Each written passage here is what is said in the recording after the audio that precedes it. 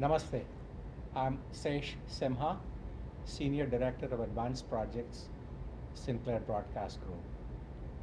And I have with me Mr. Mark Aiken, Vice President of Advanced Technology at Sinclair. And Mark is the Chief Architect of the new broadcast technology platforms with ATSC 3.0 that Sinclair is spearheading. Hello, Mark. Hello, and namaste to broadcasters and friends alike.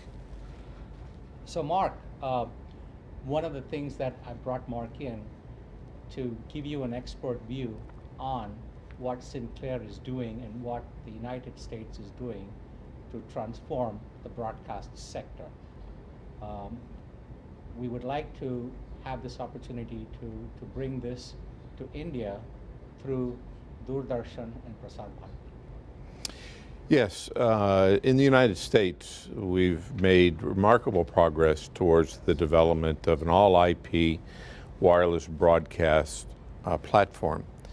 And when I look at the capabilities of this new digital terrestrial television standard, and think of it more in terms of broadcasting than just television, and I look at the unique opportunities and needs of India, I see a perfect match to bring this technology and what it enables to a marketplace that can embrace the notion of transformation, that can embrace the notion of convergence of services, and through the broadcast spectrum, better utilize that spectrum's capacity to bring value to the public. Thank you, Mark. And one of the things that I think is very important is trying to combine both the public mandate that we as Sinclair have in the US and Doordarshan in India has, and combine that with the ability to provide a good level of commercialization so that that spectrum could be monetized very effectively. Yeah, for so long, unfortunately, television has remained stagnant as a medium. Great amounts of spectrum have been allocated to television, but with the advance of the internet, in this all-IP era that we're in today, where bits are flowing across all different platforms, we have seen the need, anticipated the need, and are now building out the capacity to bring the world of broadcast and the services that it offers, not just television, but data services. The world of IoT is a huge opportunity. In an all-IP wireless broadcast sense, we have the ability to extract from the spectrum that's allocated to broadcasting to new services that bring different levels of value, new value to consumers, not just in the form of television, in the conventional sense, but news and educational services, information and data. If you can imagine broadcast as being this huge downlink pipe that can bring just a wealth of data of all sorts when converged with mobile broadband, when converged with the internet and Wi-Fi, when converged with all of these other digital platforms being brought together, each platform providing the best distribution value. Not just as sort of a very uniform, monolithic kind of universe where certain spectrum does just one thing. It's an ability to extract in an all-IP world massive values that today are not possible. Now, as you know, India had adopted DVB-T2 as its standard sometime in late 2000.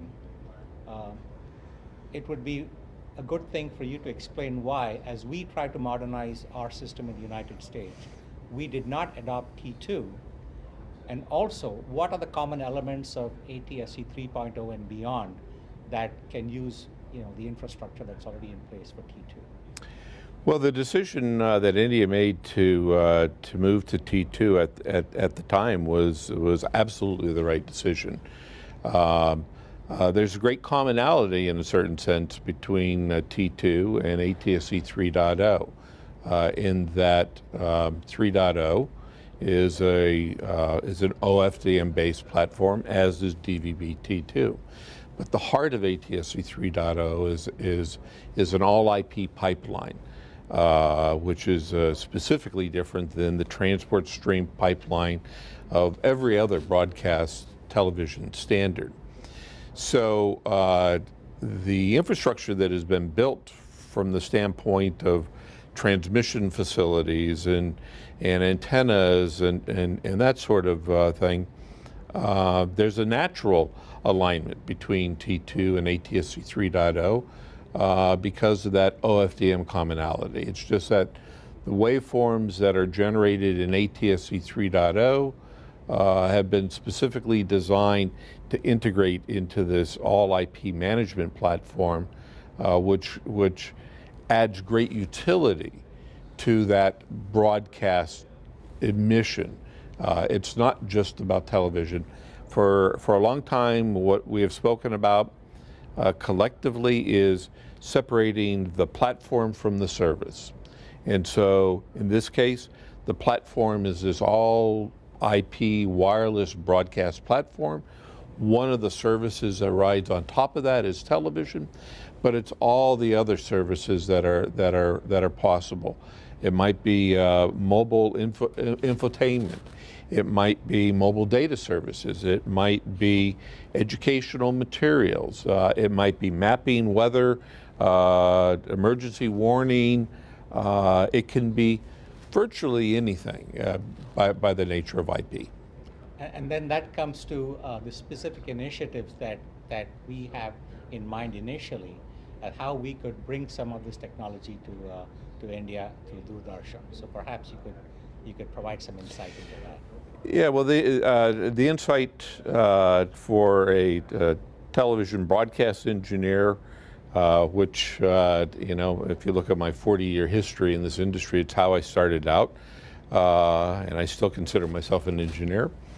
The fact is that we envision an ability to replace some very simple pieces within a transmitter system, the exciter or the modulator, as some people may call it, and put in its place an ATSC 3.0 exciter modulator, and immediately that's sort of the heart. That's the piece that actually generates the waveform. By literally using the rest of the transmission gear that's available at the site, the replacement of that one essential element allows us to plug an IP stream into the transmitter and emit IP data-centric waveforms that at the receiver end extract IP. So in many ways, it becomes a very simple IP bridge, wireless IP bridge. And so we envision a pilot program where we bring in some of these essential simple elements in an existing facility and do a little bit of electrical plumbing, if you will, and leverage that existing infrastructure, the largest part of that existing infrastructure, to show the flow of IP-based services that converge on the receive end with multiple platforms. Now, of course, the ATSC ecosystem is still at an early stage of development, and one of the things we at Sinclair felt that we should bring this to India early enough so that the ecosystem can develop according to the needs of India, rather than India following something that other people have done and developed. Oh, yeah. I mean, what's exciting for me is to think of India as a development marketplace. This is a ground floor entry level into a wholly new platform that can offer wholly new levels of services. And so it's really sort of in many ways, India not being constrained by the notion of a massive infrastructure that's already doing massively only one thing, but is free to think about the other opportunities and develop applications. This, for example, the notion of television, simply going to a receiver or going to a television set sort of disappears. And now you can imagine receivers that exist on tablets and laptops and cell phones that is an app-based approach to receiving the bits and transforming those bits in the working environment of the device platform. So the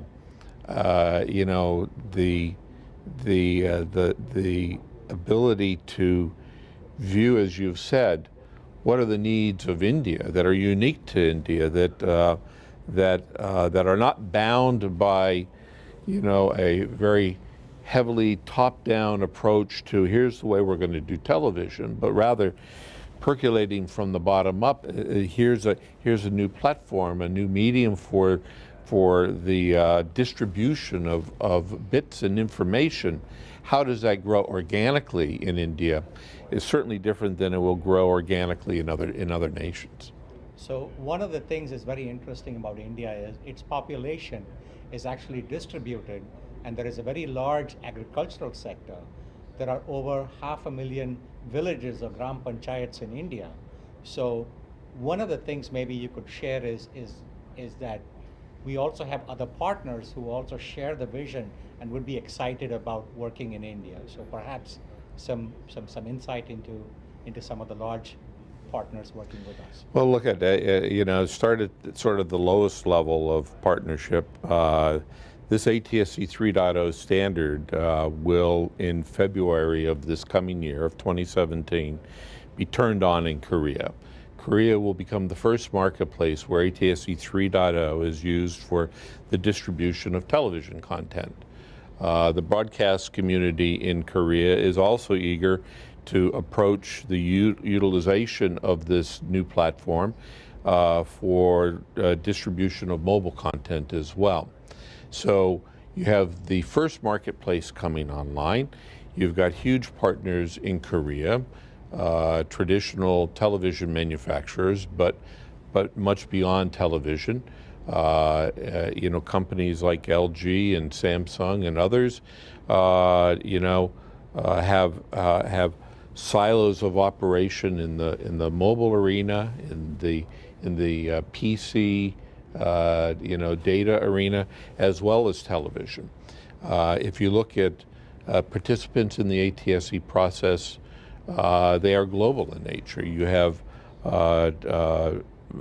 your very largest companies in Europe, the United States, and China that are looking at the opportunities to develop organically in new marketplaces and bring a level of knowledge that allows an educated workforce to sort of do its job at building relevant applications for this new wireless IP pipeline. So, and that comes to a final point, which is one of the very important elements of the Digital India vision is Make in India, developing in India. So perhaps you could tell us something about the opportunities that Indian companies would have to further this technology. Oh, I think that the sky's the limit there. You certainly have, from the lowest level components on the receive side, chips. You have the development of device-specific chips and platforms, because we're not just talking about television. We're not just talking about informatics to the automobile. We're not just talking about the Internet of Things. We're talking about all these things and more. So the ability to put together the bits and pieces from the lowest level of silicon through the development of software to the development of complete devices and platforms. Certainly, India has unique capacity to build that make in India, as you say, because India is a large enough market in many ways to be self-sustaining. So while there's a breeding, if you will, that goes on because of the international nature of collaboration, at the same time, a nation like India can sort of flex its muscle, its intellectual strength, its educational capabilities, and converge those into this unique opportunity to serve the Indian population with its unique needs.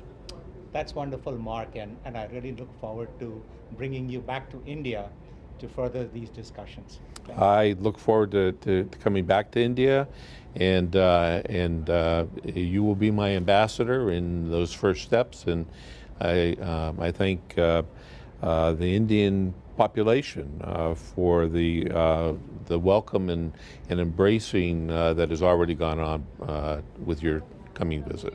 Thank you. Thank you. Namaste. Namaste.